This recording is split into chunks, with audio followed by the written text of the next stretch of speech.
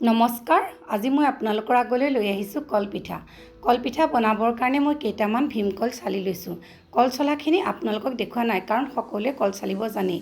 ইয়াৰ লগতে দি দিছোঁ মই এবাটি ৰুকা নাৰিকল।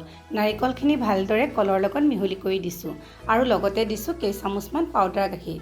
পাউডাৰ গাখীৰ দিয়াৰ লগে লগে কলপিঠাৰ সোৱাদটো বাঢ়ি যায়।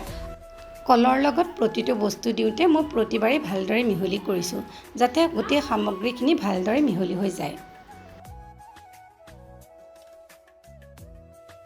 এতিয়া ইয়াৰ লগতে দি দিছোঁ কেইটামান কিচমিচ আৰু অকণমান নিমখ। ভালদৰে মিহল হোৱাত ইয়াতে মই অলপ অলপকৈ দিলোঁ জোখমতে ভাজা পিঠাগুড়ি।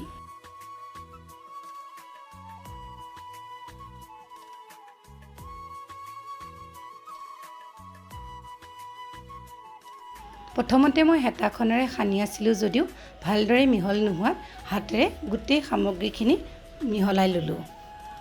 গোটেই সামগ্ৰীখিনি ভালদৰে মিহলাই লোৱাৰ পাছত কেইখনমান কলপাত গেছত মই অলপ অলপ সময়ৰ কাৰণে সেকি ল'লোঁ।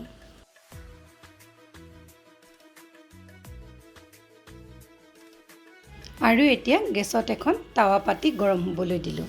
সেকি থোৱা কলপাতত সানি থোৱা মিশ্ৰণৰ পৰা এহেতাকৈ দি পাতলকৈ বেলি ল'লোঁ।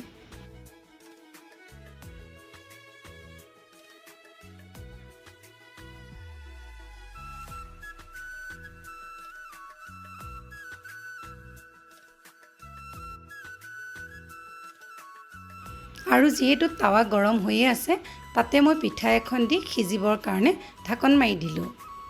এনেকৈ দুইটা ছাইড ভালদৰে সেকি টাৱাৰ পৰা পিঠা নমাই থলোঁ। আৰু একেই পদ্ধতিৰে গোটেই পিঠাখিনি বনাই ল'লোঁ।